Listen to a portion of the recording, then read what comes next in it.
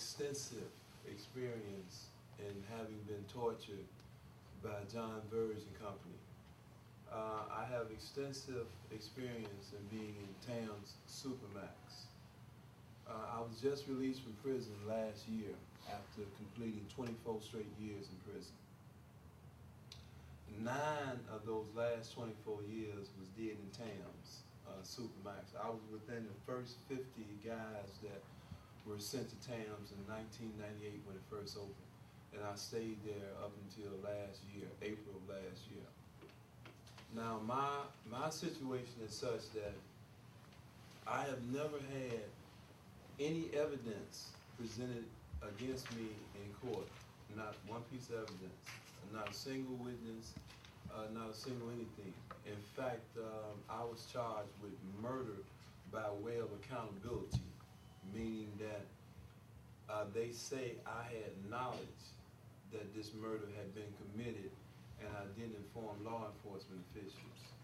Now, I was tortured between the hours of 6:30 up until maybe 3 o'clock in the afternoon on November the 2nd, 1983.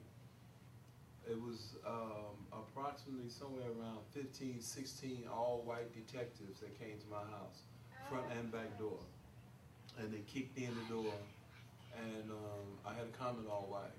They pushed her out the way, and they proceeded to search for me. Eventually, they found me in the house. They took me out the house, and one of the first things that they told me when they got me in a detective car is first they asked me was I willing to cooperate with them about what had happened. And I told them I had nothing to say about anything. So one of the detectives by the name of Peter Dickman, he told me, he said, and I quote, "We have a scientific way of interrogating niggers like you." I didn't understand then what he meant, but during the course of the day I found out.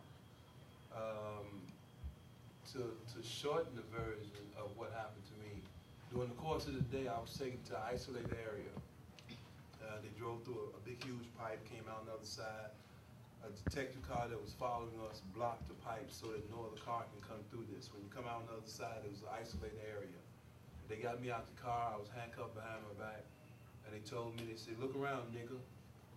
Nobody's gonna see you, nobody's gonna hear you. You can holler all you want." And at that point, they proceeded to ask me questions about a murder that I wouldn't give any information about.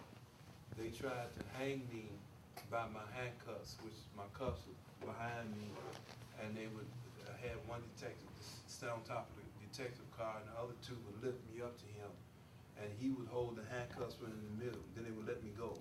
So when they let me go, that wrenched my arms all the way up behind me, shoulder blades and everything else. They weren't successful in doing that because it was raining that morning. It was light mist rain, and the detective couldn't keep his balance on there. So they went to the next torture event, which was to take a shotgun out the detective car. And they showed me a shotgun shell. They said, "Listen, nigga." And the detective turned his back to me. Now, I heard what I perceived was the shotgun shell being placed in the chamber. He turned back around. He said, "Now, you gonna tell us what we wanna know?" I said, "No, I'm not gonna tell you anything." At that point, he shells the shotgun in my mouth. They split my upper lip, chipped my teeth. And the other two detectives said, "Go ahead, blow that nigga's head off." And they pulled the trigger. Of course, there was no shell in there. Then he took the shell out of his pocket. He said, "Now listen." And he turned around. He did that 3 separate times. The third time they did it, to show you how the human mind is, I felt like when I heard that click the third time, that he was actually blowing my brains out, and the hair on the back of my head stood up. But of course he didn't. I still wouldn't tell them what they wanted to hear. So they put me in the back seat of the detective car. They redid the handcuffs. They told me not to move. Sergeant Burns he had a nickel-plated .45 automatic. He put it to my head, and he cocked it and told me, "Don't move a muscle." And they uncuffed the cuffs from the back and put them in the front. They made me sit sideways in the back seat of the detective car. One of them went around the other side, the passenger side, climbed in, told me to raise my arms. When I did that, that pulled me all the way back to lay down in the back seat of the car with my feet and legs outside the car. They then pulled my shorts and my pants down. They took an electric caliper and turned it on, and they stuck it to my testicles. Now, I cannot describe to you the pain that I felt from those electric shocks. And my instinct led me to kick at them as soon as the electric caliper touched me. And I kicked it hard enough where I knocked the batteries out of there. They put the batteries back in.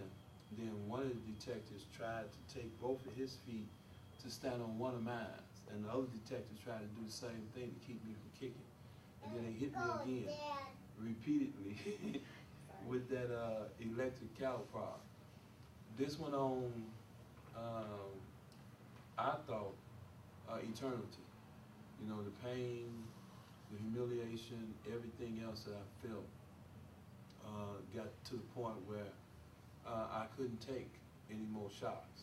And I agreed to tell them anything they wanted to know.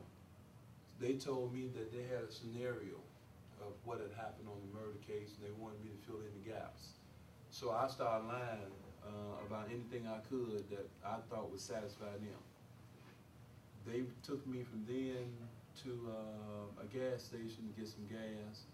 And during the course of that morning, they wanted to keep me away from my lawyer and from my loved ones. So they went to breakfast, and they took me to a restaurant and left me double handcuffed in the backseat of a detective car while they went in and had breakfast. I ended up that evening inside the police station, and I was in such bad shape that I was willing to say my mother did it. If they'd have asked, did your mother kill her? Yes, my mother did. My mother had never harmed a single person in her life. She was a churchgoer, but the pain was such that I couldn't endure anymore. I held out as long as I could. This is what led to me being convicted. Nothing else, just a confession. Now, back in 1984, when I went to trial, and I told the judge about everything that happened to me, he either didn't believe me or he knew it was the truth and he was covering it up.